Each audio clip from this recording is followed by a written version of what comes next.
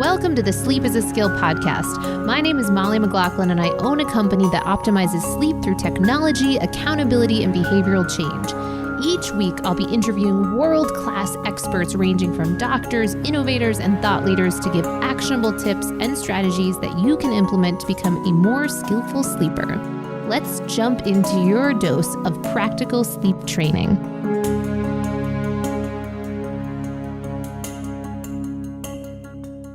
Welcome to the Sleep is a Skill podcast. My guest today is a good friend of mine, and you might wonder, why the heck would we have an episode around hosting parties for a podcast around sleep? But I promise you, I could not be more clear that this could be so transformative for so many people around their sleep. And what I mean by that is that loneliness and sleep, we know to be interconnected in many, many studies. We also know that having a sense of an inner locus of control, to have those social networks, and that you are at the source point of really creating a network of people that are supportive and in your corner, that all comes from a place of that inner locus of control that we want to help support you to create for yourself. And I'm clear that this new book can really help you do that, and in a way that helps facilitate having a social life, but not having that spill into suddenly going off of your normal schedule, going really late into the night, or needing to be alcohol-based, or eating really late. Now, all those things that can really skew us off course and get us off track with our sleep. So a little bit about our guest. Nick Gray is an entrepreneur and author living in Austin, Texas. He started and sold two successful companies, Flight Display Systems and Museum Hack.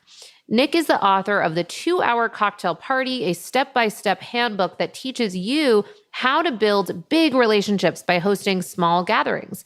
Over 75,000 people have watched his TEDx talk about why he hates most museums. He has been featured in the New York Times, the Wall Street Journal, and New York Magazine called him a host of culturally significant parties. Now, as a quick aside, again, I've shared that I know and have been connected with Nick for over a decade, and I'm so grateful for his ability and aptitude for bringing people together. But I think you'll be interested in the fact that it didn't always start that way. And I really appreciate how he really underscores that no matter if you identify as an introvert, or being in social situations can make you feel anxious, or all these different things, I really believe that the structures that he puts in place can help set a lot of those concerns at ease. And no matter if you're new to an area, or, many different reasons why you might feel like you're not particularly connected, or maybe you just have your same group of a couple people, you can absolutely host some of these events and really expand your network of individuals and people at your disposal. We know that having strong relationships is such a predictor of overall happiness, overall longevity factors. So many of these things will spill into your sleep results, your health results, and just your satisfaction of your life as a whole. So without further ado, let's jump into the podcast. So I get a lot of questions around sleep supplements, and I'm very hesitant to just throw out a whole laundry list of possibilities. One, I don't think it's the most responsible thing to do. I really do believe in testing to see what types of supplements make sense for you. And two, because I really truly believe that most of the things that you can do to improve your sleep are behavioral, psychological, environmental in nature, and often don't cost a dime. However, there is one supplement that I personally take every day, and that I do feel quite comfortable with suggesting for most individuals to experiment with, because of a couple of reasons. Its high safety profile and high rates of deficiencies in our modern society. Some put the numbers as somewhere around 80% of the population being deficient in this one area, and that is magnesium. So magnesium has been called the calming mineral, and some report that magnesium can increase GABA, which encourages relaxation on a cellular level, which is critical for sleep. Magnesium also plays a key role in regulating our body's stress response system. Those with magnesium deficiency usually have higher anxiety and stress levels, which negatively impact sleep as well. Now, before you go out and buy a magnesium supplement, it's important to understand that most magnesium products out there are either synthetic, or they only have 1 to 2 forms of magnesium, when in reality, your body needs all 7 forms of this essential sleep mineral. So that's why I recommend a product from my friends over at BioOptimizers. They have created something called the Magnesium Breakthrough. And taking this magnesium before bed helps you relax and wake up refreshed and energized. And while we don't recommend that you go too nuts on looking at all the sleep stage classifications on all your wearables, I will share anecdotally that many clients have reported improvements in their deep sleep trend numbers. Again, I don't want you going nuts on the sleep stage classification numbers on your wearables, but I do want to let you know about that because I know that many of you do reach out on questions of how to improve your deep sleep. So I also love that BioOptimizers offers free shipping on select orders, and they offer a 365-day money-back guarantee on all their products. Plus, they have a customer satisfaction rating of 99.3%. Very impressive. And you can get 10% off Magnesium Breakthrough. Again, this is the same magnesium that I use every single night. And finally, you can get 10% off Magnesium Breakthrough. Again, that's the magnesium supplement that I use every single night by going to magbreakthrough.com/sleep is a skill. And be sure to use the code sleep is a skill for 10% off. And welcome to the Sleep is a Skill podcast. I could not be more excited. This is our second live podcast. Thank you so much for coming over. And you are a dear friend that I am so excited for your new book, which is just, and I'm not just saying this because you're a friend. It's truly, if I was just meeting you today, I feel like this information must get out into the world. Yeah. And I really want to help bridge the gap of why on a sleep podcast would we ever be talking about this party throwing formula and why is it important? Right. So I'm going to let you share a little bit about one, how in the world you came to write a book like this and how we see that this could be useful for people that are looking to optimize their sleep, their health, their life. Hello, sleepers. My name is Nick Gray. Yes. And I too have been optimizing my sleep and following Molly's newsletter for years now. Oh, yay. I've taken so many of the things that you've shared about sleep, and I can't wait to talk about my nightly routine, my morning routine, and all the different things. But I wrote a book called The 2-Hour Cocktail Party. And spoiler alert, I don't even drink alcohol, so you don't need alcohol. Amazing. Underscore people. Right? But yes. But that phrase cocktail party is a lightweight social gathering. And the idea that we're going to talk about is if you are having trouble making new friends because your nightlife routine doesn't serve you anymore. Yes. If you're tired of going to parties that don't start till 10 p.m. and feeling like there's no social opportunities available, well, this is a way to take that under control, to start to host your own events. And I think you might like them because they're only 2 hours long. Yay. Because they're not crazy bender blowouts. And these parties are designed to only happen on Monday, Tuesday, or Wednesday nights, which is part of my formula. Yes. And the reason I did it was because I got so many benefits myself from building my network, really this network of acquaintances and loose connections that became big friends, people like you and Blake and others that we know. I met through hosting these parties that helped me launch my last business, which was Museum Hack. It went on to be a multi-million-dollar business. I don't say that to brag, but to say that you can build these big relationships by hosting parties. 100%. And you are absolutely one of what I deem to be one of my most connected humans that I know in such a creative and cool way. Like you have really been cause in the matter of creating this in your life. And it's so inspiring. And yet I hope that people also get the takeaway that anyone can do this. And that's really, I think, the takeaway with your book. You know, before this podcast, I had read your book. I just re-listened to it on Audible, which I love that you read. I always say this, I love when authors actually read the book, and you did that. But one of the things I think you really speak to is this ability for people to really have agency in creating relationships for themselves. And to set the scene or set the context, loneliness and sleep and poor sleep result mental health issues and sleep, so interconnected. These are big topics that I think we might not necessarily see immediately that could be impacting our sleep. But if we even just think to COVID and when we were isolated, what did that do for our mental health? How did that impact us? And how did that impact our sleep results for sure? So what you're really speaking to is that you can design this in any way, shape, or form. And no matter where you're at, even if this feels totally uncomfortable and new. So if you can share a little bit about what you've seen for people, different types of hosts, is there any sort of barrier to entry to creating this in your own life? So I wrote this book to really give people an idea of what is the MVP, the minimum viable party. Yes. So good. Many times you may be listening to this now and thinking, I cannot think about a party. I'd be so stressed. Yeah. That would affect my sleep negatively. I'd be so stressed. I host a party sometimes and it's too stressful. So most people never end up doing it. And I wrote this guidebook to give people who maybe don't host right now, but they think, hey, how would my life be different if I had a network of acquaintances and friends that were inviting me to things? What would happen in my life if I got introduced to people all the time by them coming into my life? If my social calendar was full, if I got invited to cool things on the weekends, how might my life be different? And I found that the easiest way to make that happen is with a successful, well-run event. I found through hosting hundreds of parties myself when I lived in New York City that there was a formula that people could follow to do a well-run event, and anyone could learn how to do it. Yes. So I'm on this mission now to teach and help 500 people to host their first party. I think I'm up to 74 people now. Oh my God. Have not just bought my book, but actually followed through all the actions and actually done it and sent me their group photo afterwards. So I talked to a guy last night whose name was Adam. He lives in Toledo, Ohio.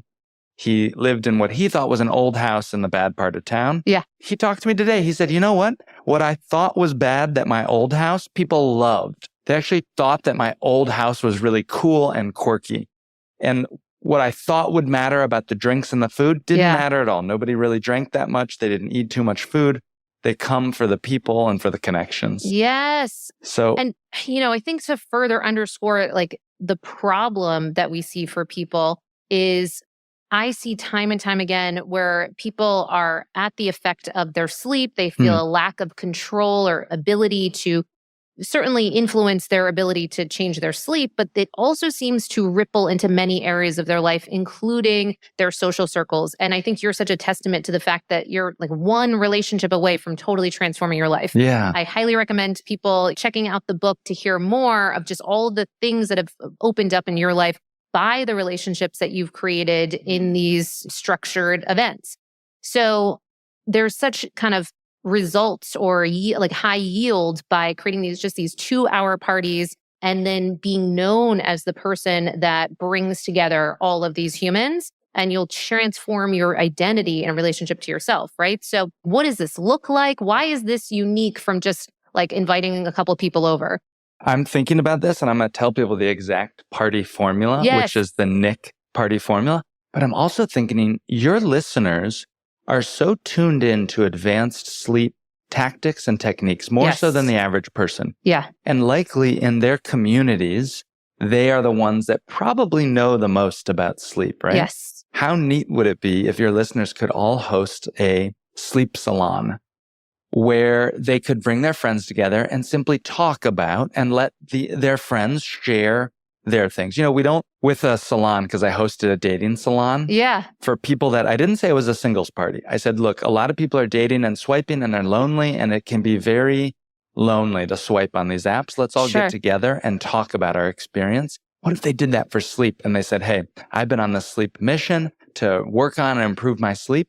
Let's all get together and just talk about our sleep. People would eat that up, I bet. Yeah. And they would love that idea. I love that idea so much. And you have been inspiring me so much that I'm like, I need to throw something. So I am going to take that on personally. Really? Yep. I'm going to definitely do that. Even though that makes me a little like, oh, what will that look like? I don't know. And that's part of the excitement of that aliveness of like, let's test it out. And version 1, version 2, we'll keep iterating. So I will absolutely take that on. Right. And I hope that inspires anyone listening. You can create this around your sleep, around whatever's of interest to you if you want a thematic thing. Yes. And it seems as if you've played with different things. It seems like you've had multiple different types of events. So want to play with it, different types of people that will be joining or what have you. There's lots of ways to maneuver that. The core idea is that all the parties have this operating system. Yes. Or a formula. And the formula is, if you had to think about it, think about my name. My name is Nick. It's spelled N-I-C-K. And the Nick party formula is N stands for name tags. So Always good. have name tags. Yes. And you might be listening and thinking, oh, that's too formal. It sounds like a business networking. It feels icky because that has a bad word. I'll talk about why the name tags are important, but the simple thing to know is that name tags are more inclusive. Yeah. And they help those that have social anxiety or are introverted to feel more welcome. Yes. It shows that your party doesn't have cliques. It shows that it's a safe space to approach and talk to new people. And that's what these parties are about. Okay, so N is for name tags. Okay. I stands for icebreakers.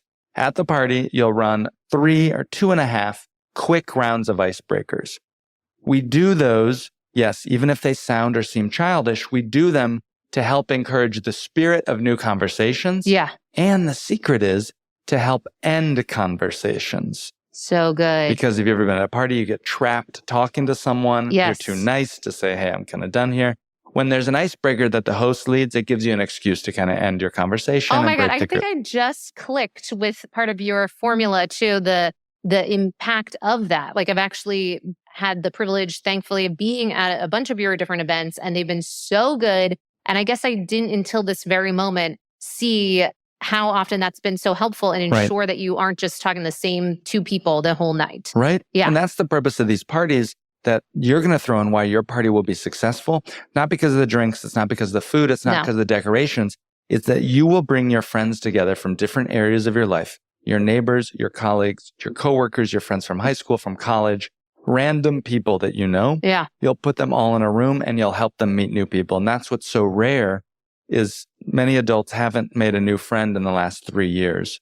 And so as we get lonelier, this does affect our sleep. I mean, these numbers are real, that you will live a more fulfilled life when you have an active social group. Okay, so that's the I, is the icebreakers. C stands for cocktails only. Okay. And if you're doing no alcohol, you don't have to have alcohol. But what I'm trying to tell people is there's no food. This is not a dinner party. And why is there no dinner? Because it tends to be so stressful and complicated that you lose sight of your goals and what your intentions are of hosting.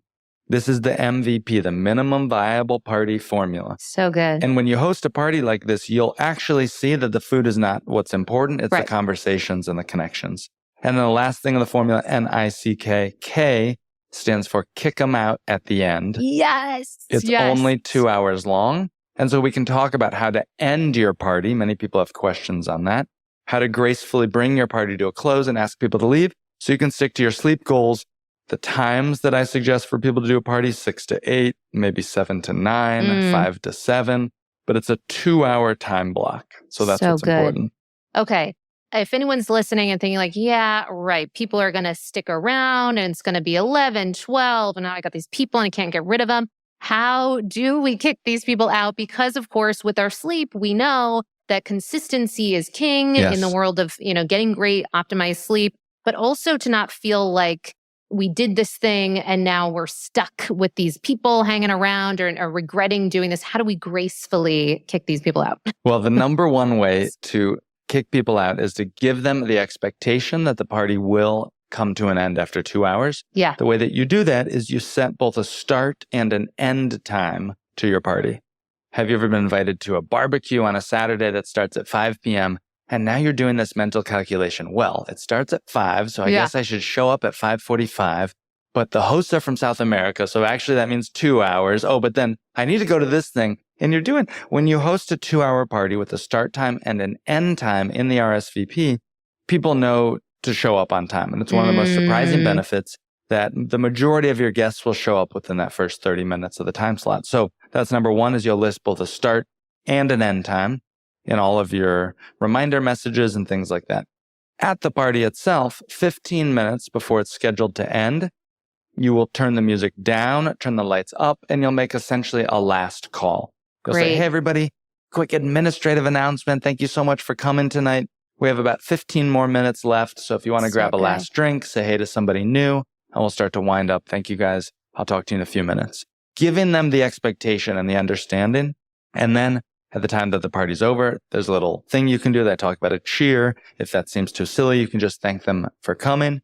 And then you turn the music down, the lights up. And what I do is I will start to pass out any snacks that are left over. And I start to sort of tidy up and start to clean the party up. Yeah. And it is here's why this works. because many people want that excuse to leave the party. Yeah, right. They want that excuse and they will thank you so much for sticking to the time and be so thankful for it. And it also boosts your attendance rate. When you are hosting a 2-hour party, it's not like a dinner party, which can go 2, 3, 4 hours in length. A 2-hour party, folks really, really like and appreciate it. The last thing I'll say about asking people to leave is many times you may be worried. You'll hear from a best friend, "Oh my gosh, Molly, I haven't seen you in forever. Look, people are leaving. Let's catch up. We didn't get a chance to talk all night." And so something that I will say would be like, "Molly, I am so glad that you came tonight. Yeah. I'm trying to stick to my goals on my sleep and I really need to start to clean up. Would you mind if I call you tomorrow? Ooh, because I want to so connect good. and I want to be here with you, but I got to stick to my goals. So if it's okay with you, I'll call you tomorrow." That 99% of the time, people feel seen and they feel appreciated. And they just recognize, look, you're sticking to your goals, and everybody really respects that. Oh, that's so good. And one of the things, so I want to unpack that more because I feel like even that alone is so powerful. I've shared with you that one of the things we'll look at is this concept of sleep leadership and how to really be a leader in your life as it relates to your sleep and other things, I'm sure, of course, but certainly in this conversation with sleep. And so to be someone that exhibits that kind of protection of their sleep, but also just fun and just not a big deal, that's such a great example what that can look like.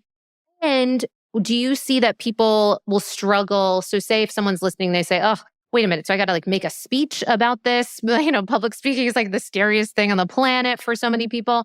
How do they get past that? How do they get the attention of the room? Do they do something? I know you've had different harmonicas and different noise things. How do we even deal with that fear to be seen and heard? So I have in my book the exact scripts, the word by word scripts of exactly what to say. And people actually have printed those out and they read from them at their first party. But before I go any further, I want to say I forgot to mention my Aura scores. And I want to encourage all of your podcast hosts, because how could somebody even listen to me if they don't know what my sleep scores are? So I checked right before I walked into this room. My readiness score is 84, so no crown, but still good. Still good, yeah. My sleep score was 79. That's not terrible. Right. It's a respectable. Anything over 70 in the Aura world is deemed as good. Anything over 85 is exceptional. Okay, good. So the fact that you're even hanging out there is great. I feel like that's a normal-ish score for me. I'm frequently in the 70s. So now hopefully I've established my credibility. Forget about the hundreds of parties I've hosted. Think about... See, you're already up-leveling our podcast because I need to start bringing that in more routinely. I love that. So good. Okay, so you are a credible and attentive sleeper. You're really in the game of this. So how have you seen what you've done here parlay into those sleep results? Is that part of what you see too for just that ability to help with kicking out those people powerfully and speaking to the sleep piece? One funny thing that I can say is that I found that after my parties, I would be a little wound up. Yes. Right? Totally. And one thing that I did, and I know this isn't accessible, I shouldn't even say it to the listeners because it may set the expectations that they're going to be wound up. And that's not always the case. It's just how I am. Yeah. But I would actually book myself a massage after the party was over. Really? And with these at-home massage services, it is available to people.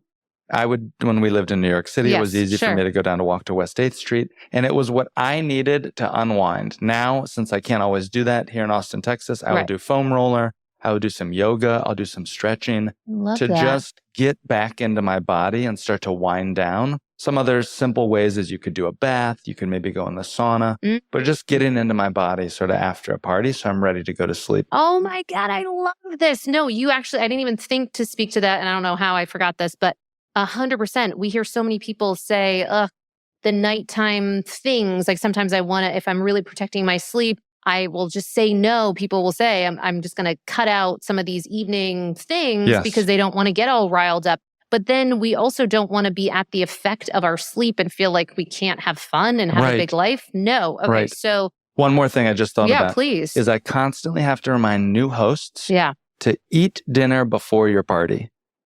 Because what happens during your party, you're not going to eat. No. Your party will be done 8:30, 9 o'clock. And now you're like, oh, I'm hungry and I need to eat. And now you're eating at 9 o'clock and that's not ideal. And so for sleep listeners that are hosting their party, plan, schedule, think about how you're going to be able to eat before your party so that that's handled Oh and then my you'll be able to go. That's so good. I mean, because so much of what we're talking about too is becomes kind of life design, time management, not having life just sort of happen to us. And these are some of the things that just can make or break. So you don't end the party with the headache because you're starving and then you're eating late and now your sleep really stinks. And now you've coupled these experiences with you're going to feel like crap the next day and what have you. But it does not have to look like that. Right. One time I was hosting a party and I made a big announcement at the party. I turned down the music. I stood up on a table and the party was going well, but I was getting ready to wind down. Yeah. So I stood up on the party. I said, everybody watch this. And I held up a pill. And I think people thought it was a drug. Yeah. Like, I took the pill. I swallowed the pill in front of everybody. Everybody cheered. I said, well, guess what? That was melatonin. I'm going to bed.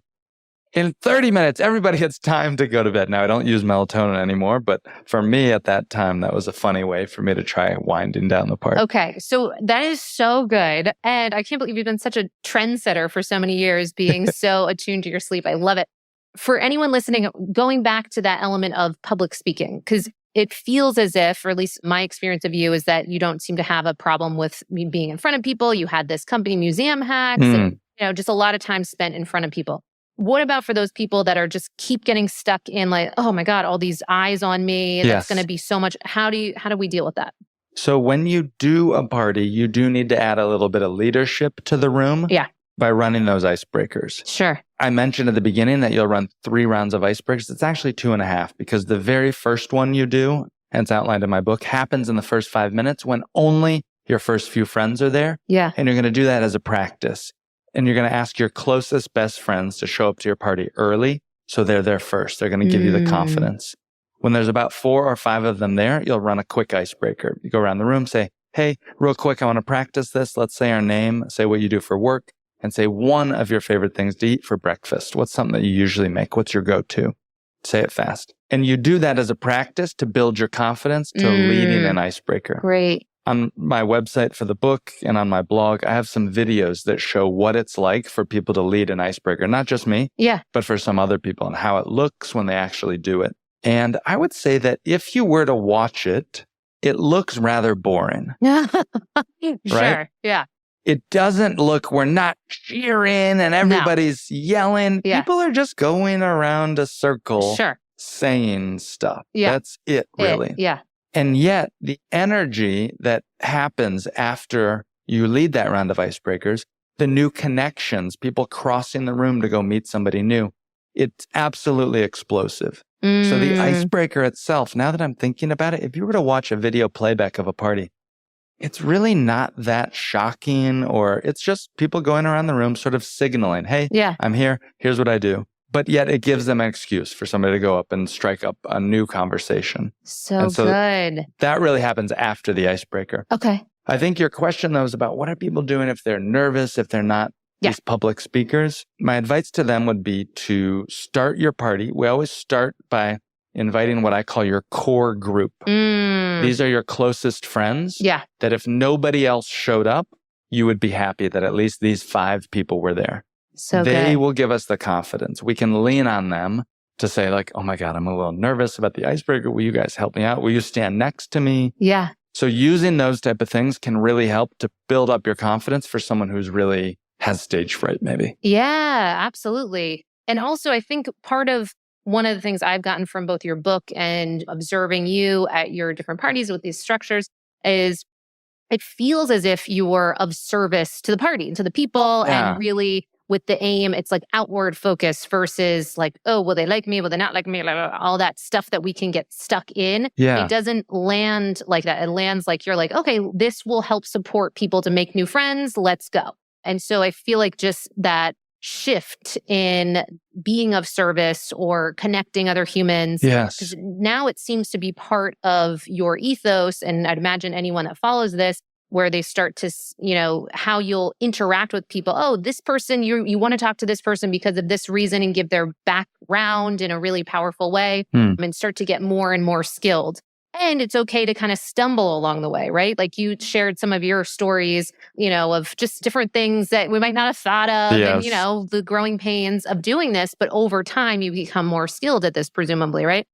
I did make a lot of mistakes along the way, that's for sure.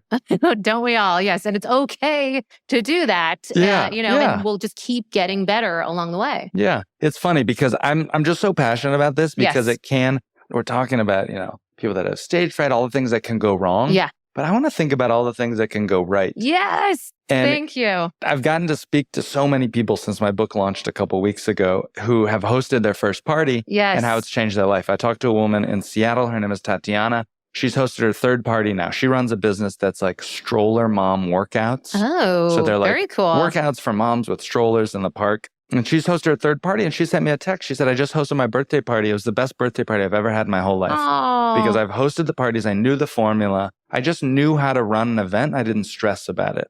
Because her birthday was her third party, she hosted 2 first. And she also said that her business has exploded because of word of mouth, right? She's inviting all these people that are just spreading the word. She gets to talk about her business at the party.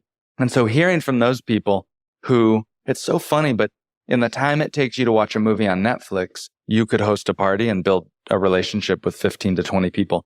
I want to note that 15 to 20 people is really the best size that I've found. Okay. And the reason for that is it's actually counterintuitive, but the more people you have, the less work it is for you. Have you ever noticed that? That if you have people over, the more people, you don't have to babysit as much. Yeah. Versus, 2 or 3 people, one person comes to your house, you're like fully tuned in. What do you need? How can I help? What's going on? With 15, there's enough energy when they come into the room. And there's enough people on the edges and the outside. Everybody gets a chance to talk to and meet a lot of new people. So that's exciting. I love that actually, because one of the things that I was thinking too for people that might be nervous is maybe having smaller parties, only like 5 or what have you people. But to your point, it sounds like it actually would serve us to really not go big on this, but go to this like kind of established formula amount of people, because then they can kind of be self-fulfill on some of the intentions of this party, which is just to connect with different humans. That's why for the first party, what I recommend people do is make sure it's a low stakes affair. What I mean is invite your neighbors. Don't reach from the top shelf of people you're trying to impress. Sure. Your first party should be your neighbors, your random colleagues, your friends, your old classmates, things like that. Wait until you've hosted a couple parties to start to make those reaches to the people that you really want to maybe impress. Good. I talked to a guy in Kansas City. Okay. And he was like, okay, my party's coming up in 3 days. And you know what? I've been talking to this girl. We've gone on a couple dates. I think I'm going to invite her. I was like, bro, stop immediately. Do not invite this girl to your party. Because you know what's going to happen? She's going to come. You're going to get nervous. Yeah. It's going to be time to do the icebreakers. You're going to look around the room and you'll be like, the party's going. I don't want to interrupt the party. Right. I'm just going to let it go. She's having fun, whatever. Yeah. So I really suggest people, your first party, it's kind of a practice party of sorts. So good. Okay, so we're building this muscle so that we can make this a routine part of our life. Do you see that there's a cadence by which makes sense for people to host these? Like, is this a monthly thing or is it kind of at your own discretion? Do you see something that works for people with that? The biggest benefits come when you can make hosting a habit. Ooh, love that. When you always have that. your next... You're inspiring me because I don't do any of this. So I'm like, I got to start doing all of the things. So we're going to have to have a round 2 in like a year. And now we've hosted all these things, sleep salons, any listeners. Hopefully we can share about your sleep parties, all the things. So that's great. Think about for all the people that you meet, whether it's through your podcast, through your coaching, through your programs, all the conferences you go to. Yeah, of course. And you meet these people, but the reality is you're very busy. Yeah. And for you to schedule a one-on-one with somebody, I know how hard it is as friends to schedule for us.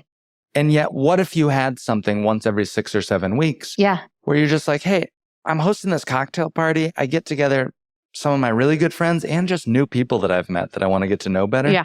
Why don't you come by? That is where you get the biggest benefits because we go through life, we meet these interesting people, whether it's in our neighborhood, at a party, at the grocery store. And the next step is oftentimes to get a cup of coffee or have dinner. And many of us never will follow through and actually do that. So I found cocktail parties to be an easy formula.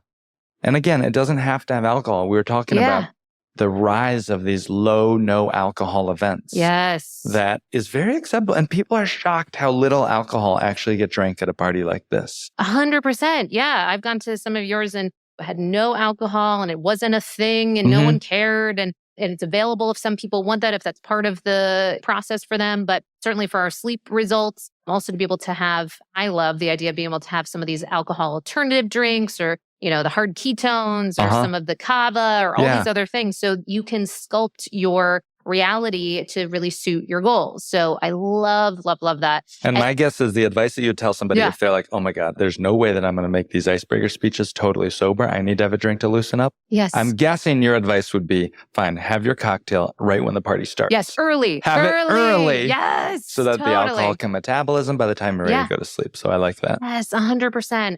Okay. And you're also getting me inspired and I appreciate you shifting because we could look at all the things that are scary about these, but also let's have a pull to the why that we want to do this. I mean, the amount of people that are just at a point in their life that I speak to, say they're in their late 30s, 40s, 50s, and they're single, they're struggling to meet people, they're going on whatever and trying to find other people. Have you seen people like meet other possible romantic relationships, kind of work relationships, all of that is you've seen? Huge. So I'll talk about both of those. One is the dating relationships. Yes. I talked to a woman who said, like half the people I invited were my Bumble swipes that had sort of like fizzled out or like they weren't exactly, but like she just followed up. She's like, hey, I'm hosting, I'm bringing some friends together. Like, do you want to come? Yeah. And she was real successful with that. And so I thought that was cool.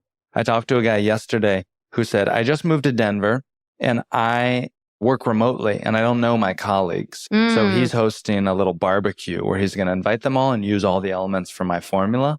So good. And he's going to do the things, part of the formula. The number one fear for someone who's never hosted a party before is that nobody's going to show up. Yes. So much of my book is designed around ensuring that based on the numbers I've ran, over 93% of all the people who say that they're going to come will actually show up to your party. Wow. How do we do that? Well, we don't send mass invitations to people. We don't spray and pray and send out 100 invites. You send them a text. I'll send a text and say, hey, Molly, I'm hosting a little happy hour in 2 weeks on Monday night from 7 to 9 p.m. Can I send you the information? Yeah. Then hopefully you'll say yes or something like that. And I'll send you the link. Only once you've said yes, then I'll send you the link to it. And then that link is just to a page to collect RSVPs. Many people used to do that on Facebook with Facebook events. I now like services like Paperless Post. The one I use is called Mixly. It's free. I don't have any affiliation, but there's no ads, no spam. The younger kids like this service called Partiful, Partiful. Okay. There's all these free services. Cool. And essentially what you're doing is just getting somebody to make a social contract to say, I'm coming to your party. You'll then use that to send them reminder messages to keep your party top of mind. And also to mention that start and the end time. So they have the expectations. Look, there's name tags, there's icebreakers. This is only a 2-hour party. Setting those expectations really helps for a successful party. Yes, actually. And I think one thing to that point that I've loved that you've done is creating the excitement before the party with that email or however different ways. I'm sure you keep iterating. But some of the experience I've had when going to your parties is like, oh, wow. Okay. Oh, I want to talk to that person. Yes. Because you create who's going to be there. Yes. So instead, because I think what can happen is we get to the day when we said, yes, we go to this thing, but then it's like, oh, who cares? They won't even notice if I don't come or what. But because you've actually identified and put everyone, including yourself, on that list, it's like, oh, I'm known. I gotta show up. So I'm wondering if you can share a little bit more about, because it's very unique. That's my secret weapon. Yes. It's called guest bios. So good. You'll use the guest bios in 2 of your reminder messages. And what is a guest bio? It's a brief biographical thing about somebody, okay? Yeah. So mine, if I was writing for you, I'd be like, Molly knows a lot about sleep. She recently went to Hawaii. Yes. Right? Yeah. Ask her about her podcast. So good. Right? But it's not a Forbes 30 under 30. No. It's just, it could be Rob rides his bike for 2 hours every day. He loves to drink tea. Ask him about yoga. They're little conversational access points that you're going to write for half or more of all of the attendees. It should take you 20 to 30 minutes. So good. Boost the attendance rates at your party because now you've written about somebody, they kind of have to come, right? Yeah. It gets people excited to attend, the people that they'll meet. And thinking about those people that are maybe a little shy or socially awkward or a little bit introverted, it gives them an idea to say, oh, okay, here's what I can ask this person about. Yeah. They're imagining the conversations that they want to have. So I like that. I love all this. And do you feel like, because I'm actually not sure your latest thoughts on a after email. Is there anything that you suggest for that, or is it more kind of casual? You've been involved in some of the more advanced ones where I may have done this thing that I don't want to tell your readers because don't want to complicate. Yeah, don't. It's very advanced. It has incredibly high engagement, but it takes a lot of work. So for anyone listening, they can send me an email once you've hosted 1 or 2 parties, and I'll tell you about that thing. It's called the 24-hour reply all thread just boosts engagement. And it's incredible for creating these new connections. Yeah. Generally, though, what I do is I make sure to take during the party a group photo. So good. We take that group photo because you can put it up on your refrigerator. It's going to serve as a nice memory of this awesome life accomplishment, learning to host a party. Yeah. And you'll use that photo when you meet interesting people to show them. Say, oh yeah, I host these little happy hours. Can I invite you sometime? Then you send that photo the next morning as a thank you to everybody who came. Hey, what's up, everybody? Thanks for coming last night. Here's our group photo. Maybe post it on social media, something like that, if you want to. But I use that photo as social proof. When I meet somebody new, if I'm at the grocery store, it can be a little bit strange to approach a stranger. I say, look, I know this is crazy, but I just moved to town. I'm new here. I'm trying to make new friends. I host these gatherings and I show them a picture where I bring together interesting people that I've met. Can I send you the information? Note those words that I'm using. Yeah. It's not, do you want to come? It's not, will you come? It's simply, can I send you the information to my party? And so that's a little hack. Maybe we're getting too advanced. For the average listener, no, but though, this is helpful because I think some of those things, objections can come up in our brain as to why this can't work for us. I just moved to a new place. I don't know anyone. I just wake up, go to work, come home. Where do I even meet these new humans? Yes. My place is too small. I'm in this little apartment in wherever. Yes. Some of these things that come up, and I feel like you're pointing to, there's no objection that is possible that you've certainly, I'm assuming, that you've seen that could keep you from creating something like this. Yes. Yeah, right? I've become something, I think, maybe as a little bit as you're kind of like a sleep therapist for people. Yeah. I am like a party therapist. You are. Yes. I'm working with people who have party trauma. Yeah. Who have maybe PTSD. Yeah. No, I feel like I'm kind of one of these people because actually I'm getting really inspired, but I have not known myself to be like a host of multiple things, or, you know, I know myself as an attendee or an enthusiastic attendee, but not having the responsibility of the host. And you're inspiring me. Even before we hit record, you came in and you're like, well, you're going to want to add in some, you know. That attitude of that accent. Well, you're going to want to add Molly. I came to your home to record a podcast and you're roasting me. No, I love it. No, my Lord. It really is. But it's so great because it's so thoughtful because it really, and I shared, I was like, Nick, you could even just come to people's houses and be like the party, you know, whisperer or something, and helping to share these things that we might not have noticed. Yes. That could make, but it's so cool because it's something where I say sleep is a skill. I think so many things in our life are skill sets, and something like this, I think, certainly applies. So no matter where you're at, we can cover any of those concerns. So you have right now the excitement and the momentum that you want to host. And what I would encourage for anybody listening who feels the same way would be to actually take action. And here's how you would take action. You would look at your calendar and you would pick a Monday, Tuesday, or Wednesday that is approximately 4 weeks from today, from right now. You're going to look at your calendar and choose a Monday, Tuesday, or Wednesday night that would be good for you to host a party. That's the first step. If you're ready now, if you think, well, how would my life be different? Then you're going to simply choose that date. Sure. The next thing that you will do is you will text about 5 people, 5 close friends. Look through your texts, your DMs, whatever, to get an idea of who you may message. That's that core group that I mentioned, your close friends. And you're going to tell them the following. Say exactly this.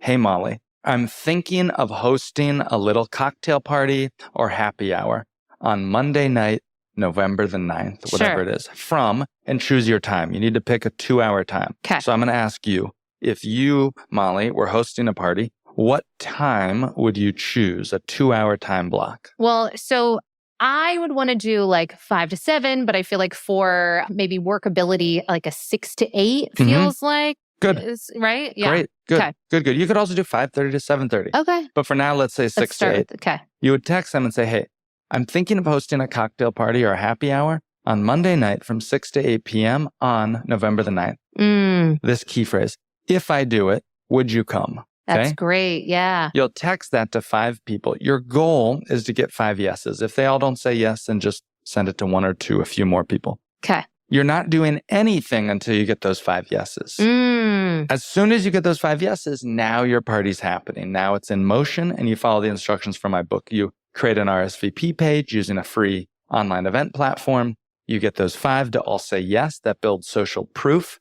So when you invite other people, like your neighbors that you know not as well, they see that there's 5 or 6 people already coming. It follows along, but the first step, if you want to take action now, is to simply choose that date, set it, and text some friends.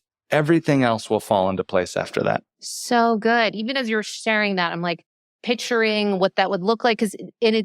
I hope that this doesn't land as like, getting into the weeds, but I think it's so helpful because even as you wrote, or went through that, what that would look like, I was picturing, okay, so I could reach out to this person, that person. Yes. And once you visualize taking those steps, it seems less scary and doable. So love that. And just to any of those other objections, if people say, I love how you pointed to other people realize, oh, my place is quirky or my place is this. If people are maybe they don't love their space, do you suggest going to other spaces or do you say just get over that? Just do it in whatever your place looks like right now? Any call outs there? For 95% of the people that I work with, hosting at home is the best option. And here's why. Hosting at home is generous. You're not hosting at a bar, at a venue where people have to deal with a tab. They're sitting down. You don't need seating. Sitting down is the kryptonite to a successful event. People lock in on conversations. That's hard to approach new people. So good. You actually sometimes want to remove chairs and remove seating options. Love that. So I've heard from people, I don't have enough chairs. I said, perfect. You don't want chairs, actually. You want people to stand. Do not make the decisions for your friends as far as whether they will drive 30 minutes outside of town. Don't think, my house is 30 minutes out of the way. Nobody's going to drive out there. I would say your friends are adults. Let them make that choice for you. Yeah. And you'll be surprised. The ideas of my home is too messy. My home doesn't represent who I am. At work, I'm this one person, but at home, I don't have as big enough home. The smaller homes are actually more exciting because there's more energy that's inside of the room. Number 2, it's such a vulnerable act to invite somebody into your home. It's almost like going on a little date with them. Yeah. And it's so vulnerable and it creates that sense of intimacy and builds the big relationships. That is really what my book is all about, is turbocharging your relationships. I can tell you that nobody has ever come to a 2-hour cocktail party and said, this house is too small, it's too dirty. I'm leaving to start a rival cocktail party at my house. Everybody, come back to my place. I'm going to host a better party. Nobody says that. They come in and they'll respect you for actually being someone who steps up and hosts. Because the secret is everybody wants to know someone who brings people together. Everybody wants to know someone. You can be that person. All it takes is a simple happy hour. Oh, I'm so inspired. Okay, a couple cool things too. I feel like it also is this opportunity for creativity too, where like I've just loved some of the events that I've gone to, and not to overcomplicate this and get too advanced, but if you want to get creative, you can have, signs going to your place. I loved when you did that, right? Simple signs. Welcome. Here's the bathroom. Here's where the trash is. Yeah, simple thoughtful signs that you just write on a marker and tape it around the house are so helpful. Ooh, love it, love it, love it.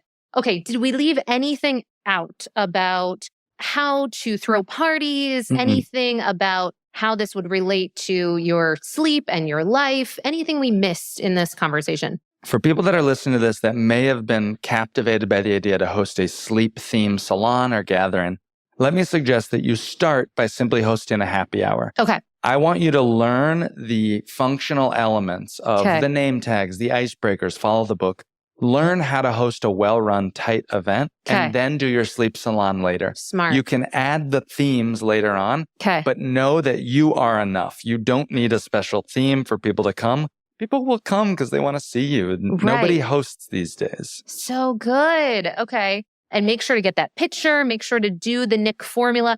Don't skip on the name tags and think that whatever you might think about names, they're so helpful. They really are. And it does remove that anxiety. Oh, what was that person's name? Or all of those things. Just you're really taking out all of the possible nerves. So really cool. My favorite name tags as of the recording of this podcast, I list a whole supplies list on my website. Cool. The favorite ones that I have now are, you get them for $7 on Amazon. They're manufactured by a company called Qualfec, Cualfec. They're called the Qualfec 210s. Those are my favorite name tags.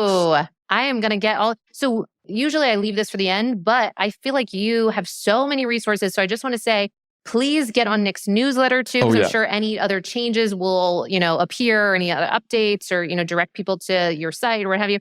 But you really do take your time with testing these different things, having fun, upgrading in various aspects. Make sure you follow Nick on social. Make sure you follow him on his newsletter. So we'll get to all that too. But so a couple of things that we want to make sure we hit on is, what does this look like in your own life? Because you become kind of this social guru or this therapist on how to throw these parties. So cool.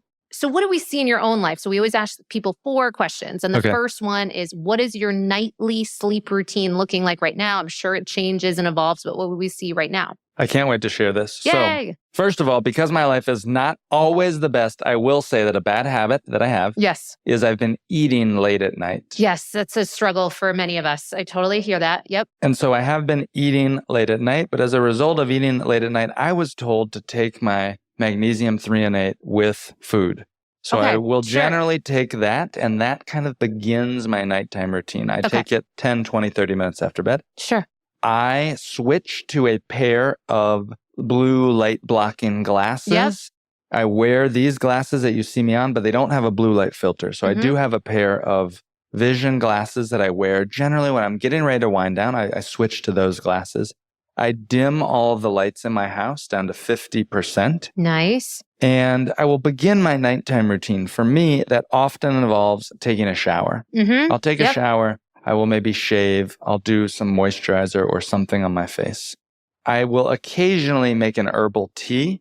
And I'll put a very little bit about honey. Is there still logic to that? I remember Tim Ferriss used to put a little honey before bed. Is that right? So the thinking is, and I often have people test with their CGMs, the continuous glucose monitors, to see how this responds for them. But the one call out is ideally for taking the raw honey separate from the tea, just so it doesn't get denatured in the tea with the heat. Can kind of change some of the effects to a certain amount. So you can put a little in, but then also have your main, because part of the goal with that is to stabilize blood sugar throughout the course of the night. So I do encourage people to test and see what is their particular response to this. But yes, there is still, a practice where people will bring that in. In my shower, I have one of these waterproof notepads. Oh, yes. They're like blowing up on TikTok, apparently. Yeah. Yes, yeah. And I have one of those, and I will, in the shower, write down things that are bouncing around in my head. So good. And I'll write them down. It just helps me get it sort of off. Okay, so now I've done that. I'll change. I wear a same sleep shirt almost every night. Same. I put on my sleep socks. I sleep with socks. Yes. And I do these neck stretches. I get shoulders that are tight. So I do these neck stretches before bed. I don't sleep with my phone inside of my bedroom. It's in another room. So I put my phone into silent mode. I set it on the charger in the other room. And then I go into my bed and I'll lay down and I will read. And I wish I could say that I read fiction or something like that, but I'll just grab a magazine and I'll read something like that until I'm tired. And then I'll go to sleep. So you do that in your evening, then you go to sleep. You wake up, and what would we see there for your morning routine? My morning routine is pretty dialed in now, but again, it tends to change every 6 months or so. Here's what happens now. Okay. Now I wake up and I take a fiber supplement in the morning. Oh, okay, cool. Just psyllium husk. Yep. I then take athletic greens, which I know a lot of people do. Yeah. I found that taking the fiber beforehand, I don't know if it's true, but I was told that fiber is a prebiotic. And if the athletic greens are a probiotic, then you want to have the prebiotic to help it. So I have the fiber and I mix that into water, and then I have the athletic greens. Now I take my jar of athletic greens, and as soon as I can, I go outside and I go down, I walk down near the creek near where I live, and I feed these fish.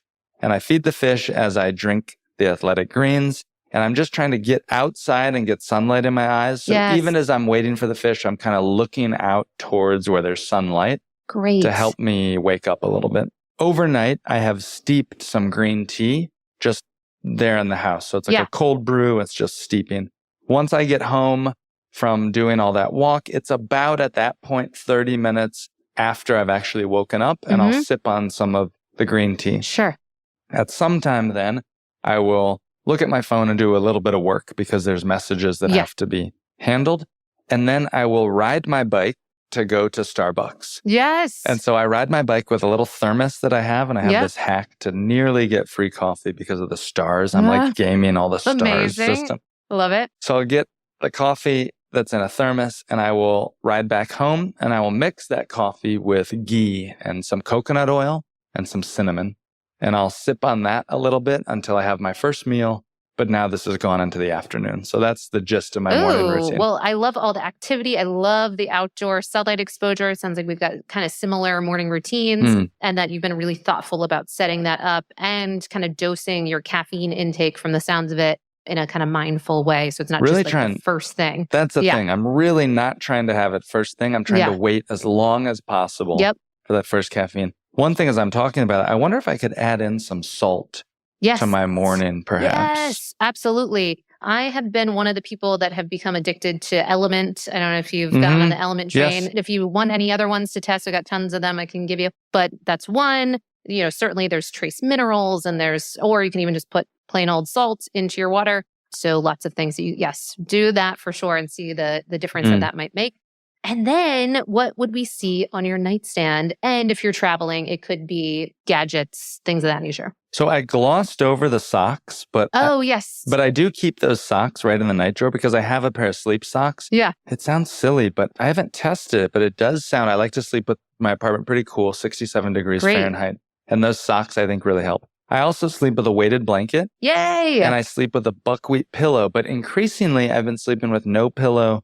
I go to sleep and then I end up using it or something. What's on my nightstand? My nightstand has earplugs, which I use every single night. Yes. I have an eye mask. I use that more when I'm traveling. Okay. I got the Manta mask that you suggest, and I like that one a lot. Okay, good. They also have one that you can put in the freezer. Yes. And so sometimes I'll actually use that to like wind down or if I'm stressed or have... That's pretty much it that's next to my nightstand. I like that kind of minimal too, because that's part of the goal too. And the fact that the things that you don't have are important. You don't have the phone right there. It sounds like the lights are minimal, all of that. Good. And then the last question is, what would you say has made the biggest change to your sleep game or the management of your sleep? The biggest change or the management of my sleep is, I believe, thinking about just being mindful of it. And this is going to sound so silly, but no, now I know what it is. I know exactly what it is. I had a friend stay with me last week. Okay. She was one of my best friends, and she stayed with me. And I tend to naturally go to bed. I don't know why, it just happens. I won't start to wind down till 11, and that means I'm not really in bed till midnight. Yes. She is about an hour and a half shifted ahead. And well, now I have to go to bed. And you know what? Yes. Having her there, I got to bed earlier. I slept more. And it's so funny because I think, well, there's just no way I can't wind down. I can't get in bed before 11:45 at night. Yes. And with her there, I was like, I'm getting in bed at 11:15. I was never doing this on my own because left to my own devices. So one thing recently that has really helped me was staying with her, having some accountability to go to bed, just simply going to bed earlier. It sounds so easy, but that's huge. I mean, I think this goes back to part of the reason I was so excited to have you on the podcast is this lifestyle design and how so much of sleep management is time management. And part of that is just experimenting and seeing, okay, just because I've always done something a particular way, oh, wow, I could tweak this a bit. And we're not saying suddenly you're going to bed 3 hours earlier, whatever. It's just like a little bit earlier and, sharing that with other people, seeing the benefits of that. And then how could I bring that in myself routinely? Yeah. It's great. It was really nice. It's been, yes. I have more thoughts, but I'd say the weighted blanket and the sleep socks are little things that I love the weighted blanket so much. And they're so affordable now. You get them for $30. Totally. That if I'm going to a conference or to an event, I'll actually ship the hotel a weighted blanket. No way. That I'll have weighted. And you're speaking to something really helpful too, which is for travel, anything that we can do that we normally would do. So, packing your sleep socks, packing the earplugs or whatever it is that for you makes it equal. All right, this is my nighttime routine and I'm keeping that consistent on the go. That can be so helpful for people to just feel like they're not totally thrown off when they're at that new place. So that's great. And then lastly, what I want to check in with you about is how are the ways for people to follow you because you are putting out such good content and how do they get the book, the different versions of the book, all of the things. All right. So the name of my book is called The 2 Hour Cocktail Party. Yes. And for the show notes, we'll include some articles I've written about how to host a happy hour, how to plan a networking event, even how to host a dinner party or a clothing swap. Ooh. All sort of ideas that you can use or follow along. I'm pretty big on social media, so I'm on Twitter, Instagram, I'm on YouTube, all the places. And my name there is at Nick Gray News, N-E-W-S. Yes. I have something called a Friends newsletter where I send it about every 5 weeks with just the interesting things. A link to this podcast, sleep resources, good business advice, books I've read, shows on Netflix, things like that. And that's it. I'd love to stay in touch. I'm on a mission to get 500 people to host their first party. Yes. So if you're listening to this and you're encouraged, I hope Molly's going to be one of those 500. I'm on the hook. It's happening. Yes. Good. And also, to your point, I love in your book, you say, like, you have a particular email address for people to reach out if they have any like questions or want accountability. Yes. So if you're listening, what is that email?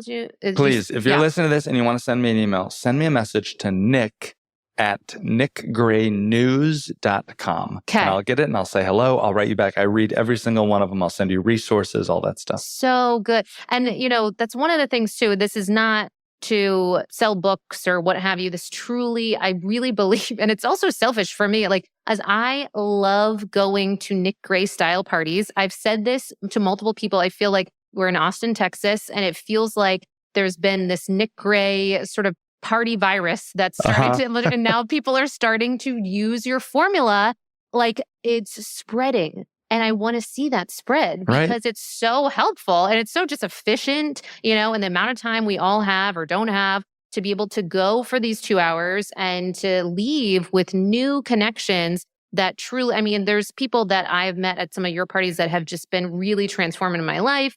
And I know that different people, are making these connections that might be business connections, love connections, friend connections, and also just shifting our identity of ourselves and what's possible. Instead of if we've always thought, oh, I'm not a party person, I'm 37 years old. I've not really done these parties. And here we are, we're going to be stepping into that. And I hope that that is left for the listener too, that you too can do these things for yourself and still get great sleep. Absolutely. Do it for sleep. Do it for yourself. Yes. Well, thank you so much for taking the time and coming over live, our second live person over here in Austin. You're just really, really doing great things in the world. So thank you for the work that you're doing. Thanks, Molly. Awesome. Sleep on. Yes, thank you.